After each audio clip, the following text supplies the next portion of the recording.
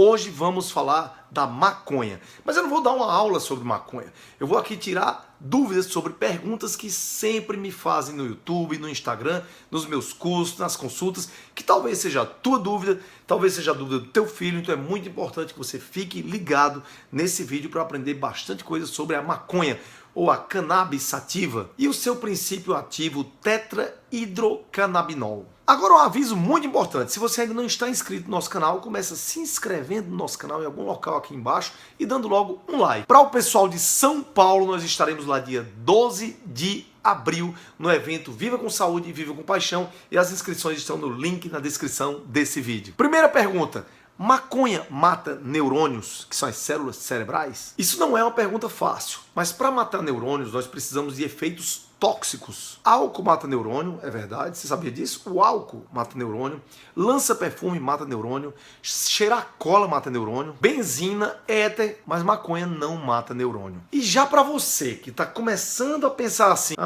vai defender quem fuma maconha, né? Eu quero te tranquilizar que eu não vou fazer isso, que eu vou falar a verdade, absolutamente a verdade nesse vídeo, fruto de trabalhos e pesquisas científicas. E espera até o final para você tecer alguma conclusão acerca do que eu vou falar, tá bom? Agora, maconha altera sim o funcionamento dos neurônios, mas não os mata. Esse é daqueles casos que a mentira repetida várias vezes acaba virando uma verdade. Mas trata-se provavelmente do maior mito envolvendo esse tema, que maconha mata os neurônios. Nada foi comprovado. Então foi feita uma pesquisa entre vários usuários de maconha, entre aqueles que usam maconha há mais de 15 anos e aqueles que usam maconha há mais de 7 anos. Entre aqueles que usam maconha há mais de 15 anos, percebeu-se uma mudança sutil na atenção, na cognição e na memória. Então o uso crônico, longo prazo, pode causar danos à memória sim, mas não morte neuronal. Agora o álcool pode. Segunda pergunta: a maconha é menos prejudicial que o fumo normal e o álcool? Olha só, a pior droga não é maconha,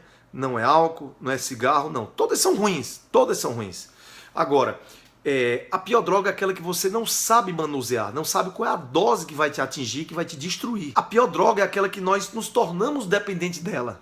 Se você é dependente do álcool, ela é ruim para você. Se você é dependente da maconha, do cigarro, de cocaína, qualquer coisa, tornou-se uma coisa ruim. Se você é dependente da maconha não sabe, e não sabe viver sem ela, ela é ruim para você. Agora, se pensarmos na proporção de pessoas com doenças físicas relacionadas a fumo, bebida alcoólica e maconha, proporcionalmente, em termos populacionais, a maconha causa muito menos danos. Terceira pergunta: maconha causa câncer de pulmão e boca? Existem estudos mostrando que sim. Agora é um risco menor do que a pessoa que fuma cigarro, tá vendo? Se você fuma cigarro, saiba que o risco ainda é maior. Por quê? Porque a quantidade de cigarro fumada, pelo menos por uma pessoa normal que fuma cigarro, é muito maior do que aquela pessoa que fuma maconha.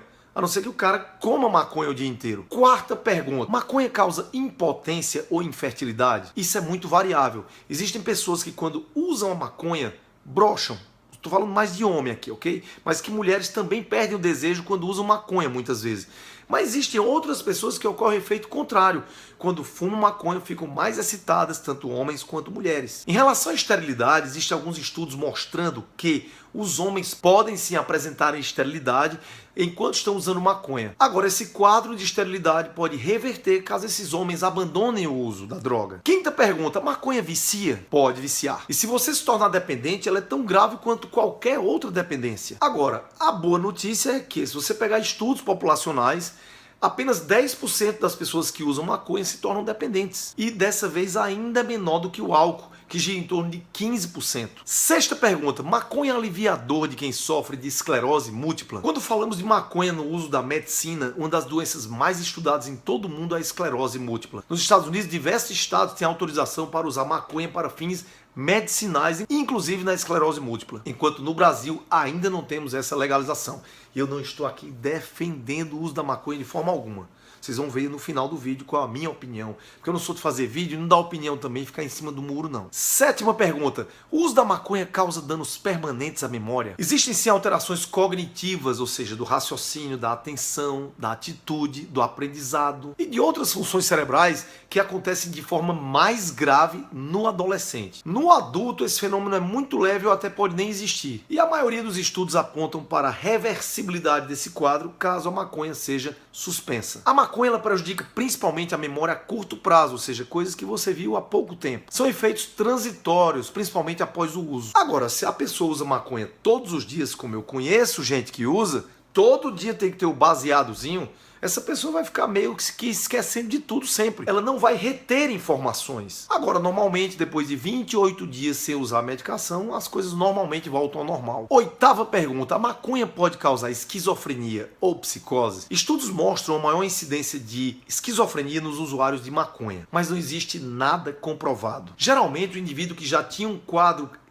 de progressão da esquizofrenia começa a usar maconha para tentar aliviar os seus sintomas. Não tem como a maconha causar esquizofrenia, já que a esquizofrenia é uma doença que tem um cunho muito forte na genética. E você há de concordar comigo que, se isso fosse verdade, se diminuíssemos o uso da maconha nos países, como aconteceu na Holanda, diminuiria também o índice de casos de esquizofrenia, e isso não aconteceu lá. Nona pergunta: existe uma dose segura para a maconha? Não. Existem tentativas de colocar uma dose limite, ou seja, uma dose segura de álcool, mas mesmo assim não é tão verdadeiro.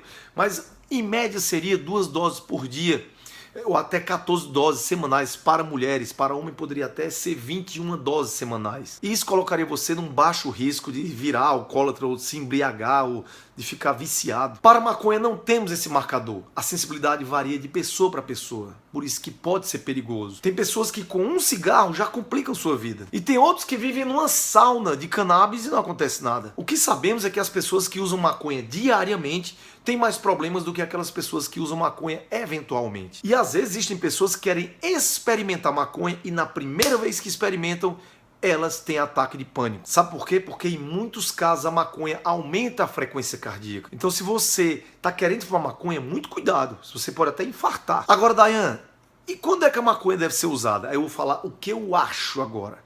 Eu acho que para algumas finalidades terapêuticas, o Brasil tem que avançar nesse sentido. Terapêuticas, não para diversão.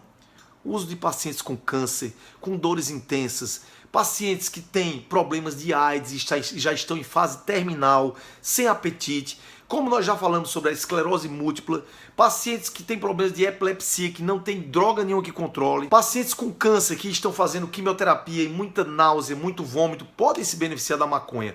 A Anvisa está se organizando para normatizar isso no Brasil, o cultivo para finalidades de terapêuticas e para finalidades de pesquisa. Bom, um grande abraço, viva com saúde, viva com paixão e com Deus no coração. Tchau, gente!